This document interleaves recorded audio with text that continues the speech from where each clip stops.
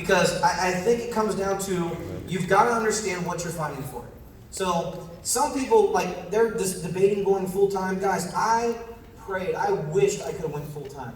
I ended up having to extend when Elisa and I got married in Italy in the Air Force. She got orders, right? I joined the military because I grew up in Deer Park, Ohio. And if you grew up in Deer Park, Ohio, you want to leave, okay? That's pretty much the sum of it, right?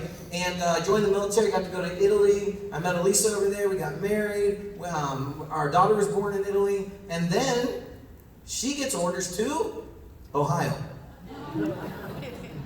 Full circle. The worst part of Ohio than I grew up, okay? And I thought, oh, crap. And then she said, right, I got orders to Ohio. I was like, Ohio? And I had a choice. They said, you can extend with your family. It wasn't really a choice. You can extend with your family, or you can stay there for your last 8 months of service and just out-process out of Italy. Of course, I was going to go with my wife and my baby.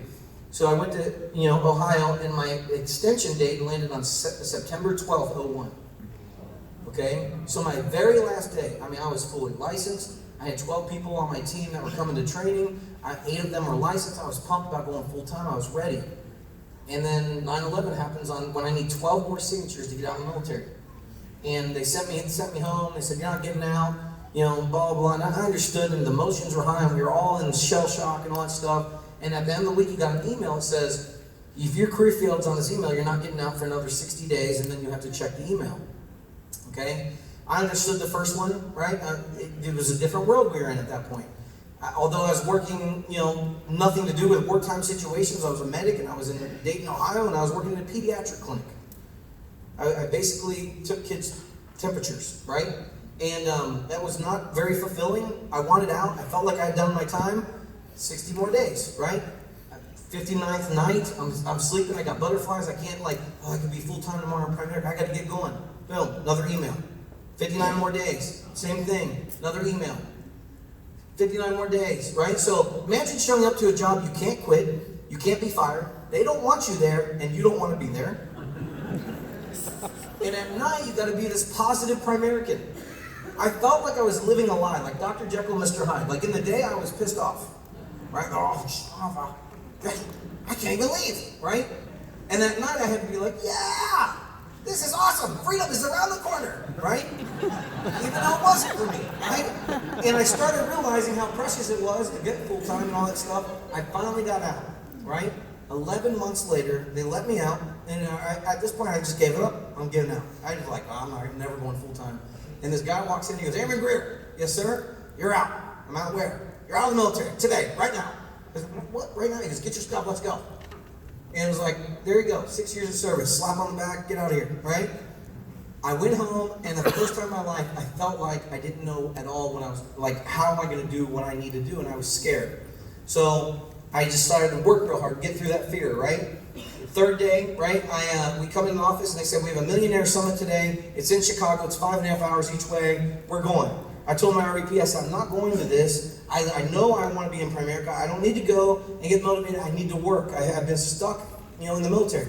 And he looked at me and goes, I thought you wanted to be successful. I said, I did. He goes, well, then successful people go to big events. We'll be in the car. You make your choice. And he slammed the door on me. I was like, standing in this empty Primerica office, my RVP with this ring sitting out in the car waiting on me. I'm like, oh, crap, I gotta go, right? So I went to this event, 5.5 hours. It was awesome. Heard all these speakers. It was great. Heard, Jim Penn and Chris Koob and all these people. And then this last guy gets up named Tyrone Taylor.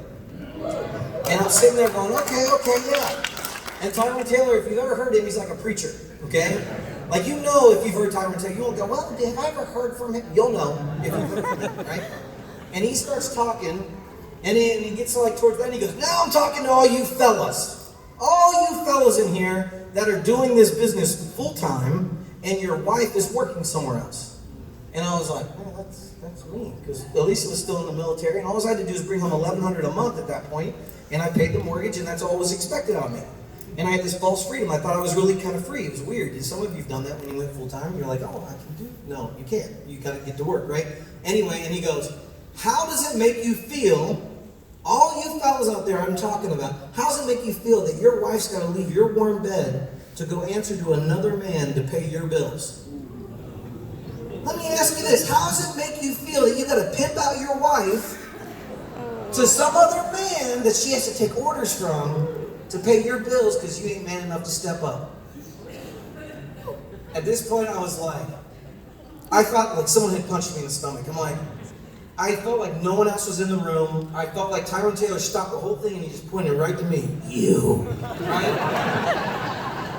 You're letting your wife work for someone else. You're a wimp, right? And then I was like, oh my gosh.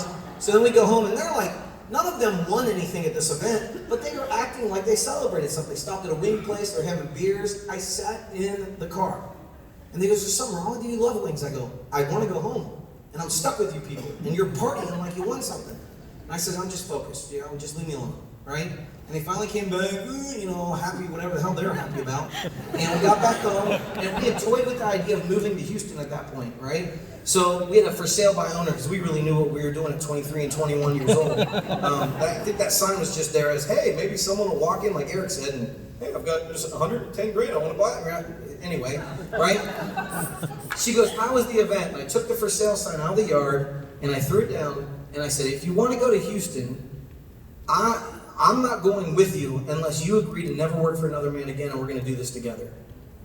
And she looked at me like, that's what you got, man? She had this scared look at her, but she's like, okay.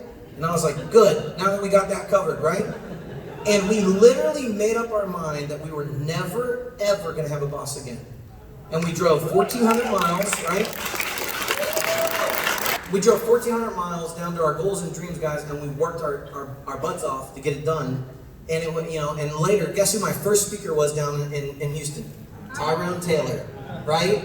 And see, the guys on stage at these big events, one day might be your hero right now. They'll be your friends eventually if you just decide to go win.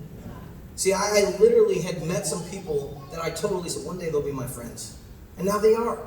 And the crazy thing, it's not about friends, it's about seeing yourself on a different level. And thank God Tyrone Taylor is willing to say that. Because at the end of the day, I was allowing my wife to go work for someone else because I wasn't taking responsibility that this opportunity was big enough to free us both. Not just free one of you, it's got to free you both, it's got to free your whole family. See, this business will change your life. Primerica will, says Todd Greer, Primerica will give you what you ask of it. And listen, guys, I'm really excited about tomorrow. We're going to have some great things. I'm by far. See you later.